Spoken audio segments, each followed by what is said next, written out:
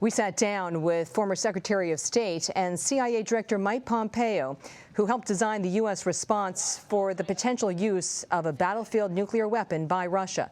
But we began the conversation with politics and whether he'll seek the Republican nomination in 2024. Should we expect an announcement on a presidential run January, February? Yeah, somewhere after the first of the year. First caucus isn't until the beginning of 24, but sometime in the spring of next year, we will begin to turn our focus to trying to get that right. And if it's not, Catherine, if it's not me, if we conclude it's not me, I'm going to stay in this fight. Bracket the timeline. You're saying spring is a good way to think about it. It's how Susan and I are thinking about it. April, yes, May? Probably right. If former President Trump seeks the Republican nomination, would you stay out of the race? Not because of that. What would keep you out of the race? Oh, to make such an audacious decision to run for president is, for someone like me, that's a very serious thing, and one has to conclude that they are best suited to lead this nation forward. And if we conclude it's the right time and it's the right thing for me to do, we'll run. Doesn't make any difference who else decides to run or who else decides not to run. We'll make the case to the American people that I'm the right leader, and then the American people get to make their decision. Kellyanne Conway told this broadcast that she expects the former president to announce as early as November. You're still in touch with the former president. What's he telling you? I don't have any idea what decision he'll make, nor do I have any idea what his timeline is. He'll do his calculus. He'll make his decision, the one that he thinks is right for himself and for the country. I'll make mine, and then many others will make their decision too. If he were to get the Republican nomination, would you vote for him? Oh, goodness, yes. No hesitation. None at all. I don't know who the Democrat will be who will be running against him, but make no mistake about it, the Democrat Party has, as you can see over these 20 months, has led this country in a deeply troubling direction, and I don't want that for my kids. If you get into this race, can you match the fundraising of former President Trump and the Florida Governor Ron DeSantis? Oh, I'm confident that if we decide to run, we'll have the resources necessary. It's not just money; it's people, it's ideas. These fight, I hope, isn't about celebrity and media and glitz. I hope this is about the things that matter to America. And if it is, I'm confident I'll come fully armed. If the January 6th committee subpoenas former President Trump, should he comply? Sure. Tell what you were doing. Seems fine to me. That's why I did, right? They asked me to speak, and I told them, sure, happy to do that as a former government official, happy to speak with them. Seems like a reasonable request. I would say this, that committee has been a complete kangaroo court.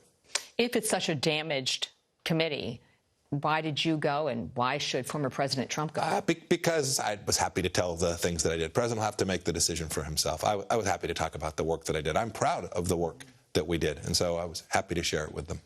As a former Secretary of State and CIA Director, do you believe the Russian president is serious about using a tactical nuke on the battlefield? I do, in the following sense. It is probably a low probability event that he will choose to go down that path, but it is not a zero probability event. It is something we should take very seriously. I hope that the Biden administration is privately, and that is the right way to do it, is not about big public pronouncements. It is about a private, direct conversation with Vladimir Putin, making very clear what the West is prepared to do. NATO and the United States are prepared to do. And I can't say a whole lot other than because I was involved in planning for just exactly the kind of responses that might be contemplated. The House Minority Leader Kevin McCarthy said that if the Republicans retake the House, they may pull back on aid for Ukraine. He said they're not going to write a blank check. Is that where Republicans should be on the issue? No. The second part's true. A blank check isn't appropriate. And I hope that's what soon-to-be Speaker of the House, Kevin McCarthy, was speaking to. Very reasonable to make sure this money's not going to corruption, that the weapons don't end up in the wrong hands. That is all very reasonable. Having said that, we should require that the Europeans do their part, and then we should do ours. We should provide the Ukrainians the tools they need to protect from an attack on Europe from Vladimir Putin. Turning to Iran, any regrets about the Trump administration's decision to target and kill General Soleimani? None. Zero. Zero. It was a righteous strike, we saved American lives, and we took a commander off the battlefield who had been responsible for the death of hundreds of Americans. No, it was the right decision. President Trump made the right decision that day, and your Department of Defense executed it with the elan and excellence that only the United States military can muster. What's been the personal impact for you? Well, most importantly, during our time in office, we deterred the Iranians as a direct result of that strike. Catherine, you'll remember your embassy in Baghdad was constantly under artillery attacks. The Iranians were feeling their oats. We needed to make clear to the Iranians we were prepared to do things to defend America. And so that strike was very important in doing so. As for me personally, I now have threats from the Iranians. Everyone, the world saw the unsealed indictment where there was a bounty on my head. So it changes my life every day. Pompeo and I also discussed his new book that comes out in January called Never Give an Inch. I asked what people are going to learn about him that they don't know already. Oh, goodness. I was an assistant manager at Baskin-Robbins. Goodness. Is that one of your first jobs? That was one of my first leadership job, the first time I actually had people who I was responsible for. I think they'll learn about how I interacted with the President of the United States to deliver what was, in my judgment, a very effective foreign policy for our country. I was the only national security leader that made it all 4 years on the team.